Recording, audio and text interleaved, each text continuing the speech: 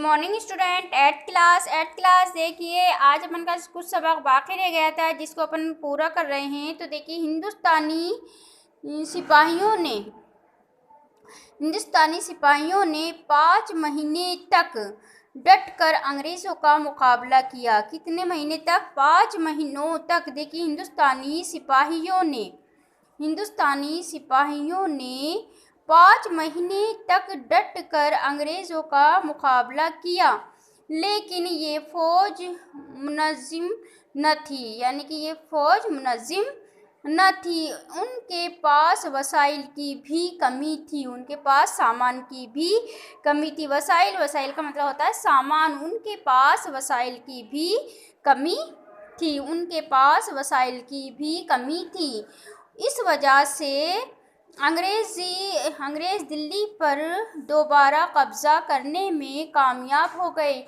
इस वजह से अंग्रेज़ जो थे, दिल्ली पर कब्ज़ा करने पर दोबारा कामयाब हो गए। अब देखिए, ओहो, तो इस वजह से ये जंग नाकाम हुई। तो देखिए, आमिर कहता है ओहो, तो इस वजह से ये जंग नाकाम हुई। तो देखिए, आमिर ने कहा, किसने कहा? आमिर ने कहा। अब्बू ने जवाब दिया। तो देखिए, अब्बू ने जवाब दिया, हाँ, उस वक्त अंग्रेज़ों की चालाकी हम पर भारी पड़ी। क्या कह रहे हैं? अब्बू ने जवाब दिया कि हाँ, उस वक्त अंग्रेज़ों की चालाकी हम पर भारी पड़ी। अंग्रेज़ों ने हिंदुस्तान पर कब्ज़ा कर लिया। बहादुर शाह जफ़र गिरफ्तार कर लिए गए और बहादुर शाह जफ़र जो थे वो गिरफ्तार कर लिए गए और उनकी 2 बेटियों को सरेआम गोली मार दी गई। और बहादुर शाह जफ़र की 2 बेटियां थीं, उनको सरेआम गोली मार दी गई। अंग्रेज़ों ने आज़ादी की इस जंग को गदर का नाम दिया। बहादुर शाह जफ़र पर मुकदमा चलाकर उन्हें बगावत का जिम्मेदार करार दिया और बहादुर शाह जफ़र पर बगावत का इल्ज़ाम लगाया गया और उन पर मुकदमा चलाकर उन्हें बगावत का जिम्मेदार करार दिया और जिला वतन करके रंगून भेज दिया। और जो बादशाह थे बहादुर शाह जफ़र, उन पर बगावत का इल्ज़ाम लगा दिया गया और उनके ऊपर मुकदमा चलाया गया और मुकदमा चलाकर उनको जिला वतन करके रंगून भेज दिया गया, यानी कि वतन से दूर भेज दिया गया। अब देखिए, अपने वतन से दूर आमिर ने क्या पूछा कि बहादुर शाह जफ़र को अपने वतन से दूर पहुंचा दिया गया। तो देखिए, अब्बू ने कहा, हाँ, बहादुर शाह जफ़र को अपने वतन से बहुत मोहब्बत थी। क्या बताया है?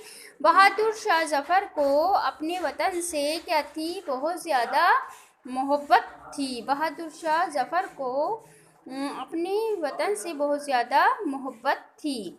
तो देखिए, हाँ, बहादुर शाह जफ़र को क्या कहा गया है? हाँ, बहादुर शाह जफ़र को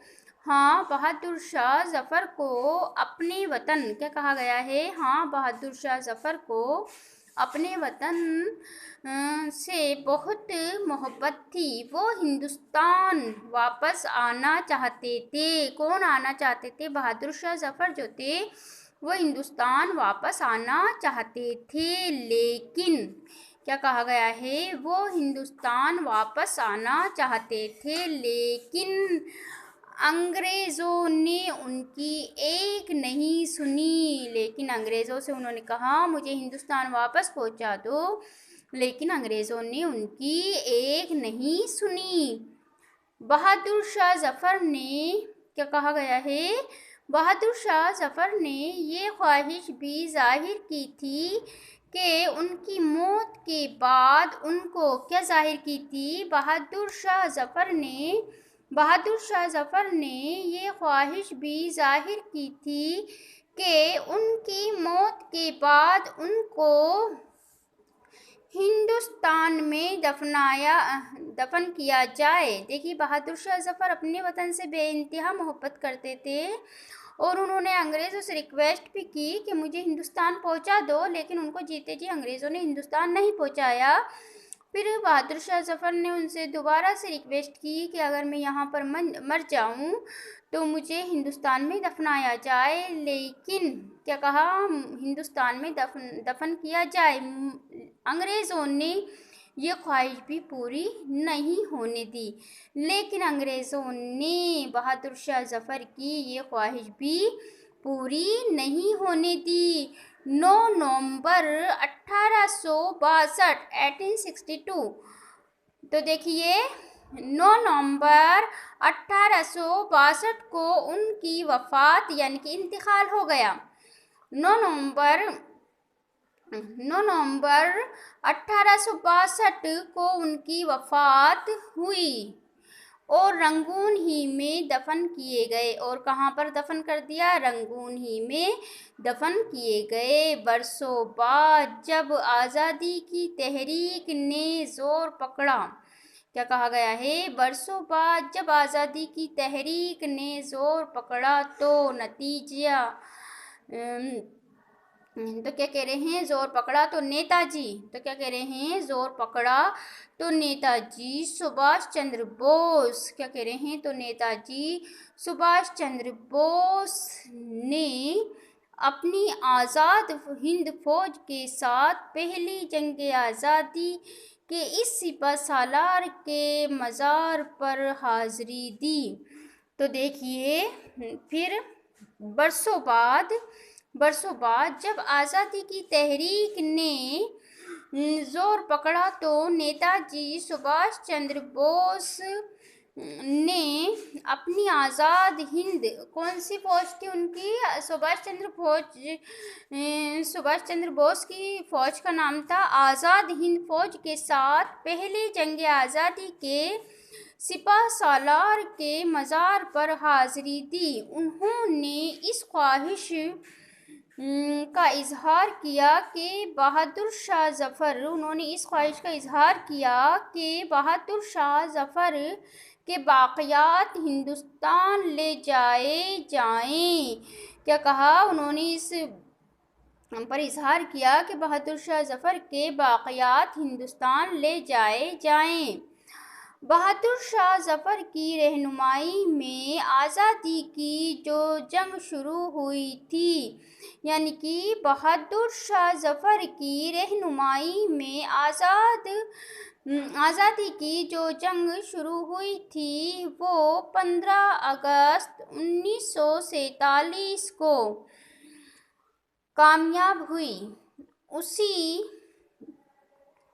की याद में आज तुम्हारे स्कूल में जश्न मनाया गया और उसी की याद में आज तुम्हारे स्कूल में जश्न मनाया गया। तो देखिए, ये था पहले जंग आज़ादी का सिपह सालार। तो देखिए, ये सबक जो है आपका कंप्लीट हो गया है।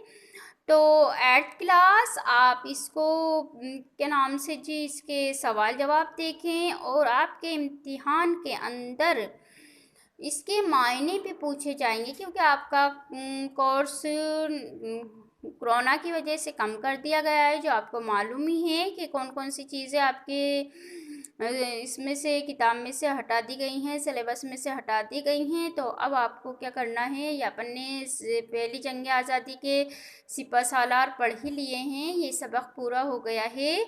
और अब अपन कल क्या देखेंगे, इसके सवाल जवाब देखेंगे। आप खुद भी 8th क्लास इस सबक को एक बार पढ़ें और इसके जो मायने दे रखे हैं वो भी याद करें, क्योंकि इम्तिहान के अंदर आपसे मायने भी पूछे जाएंगे, तो आपको मायने भी याद होना चाहिए। तो देखिए, ये मायने हैं और इसके जो सवाल जवाब हैं वो अपन कल करते हैं। तो इससे पहले आप क्या करेंगे कि इस सबक को एक बार खुद भी आप पढ़ेंगे। क्या करेंगे?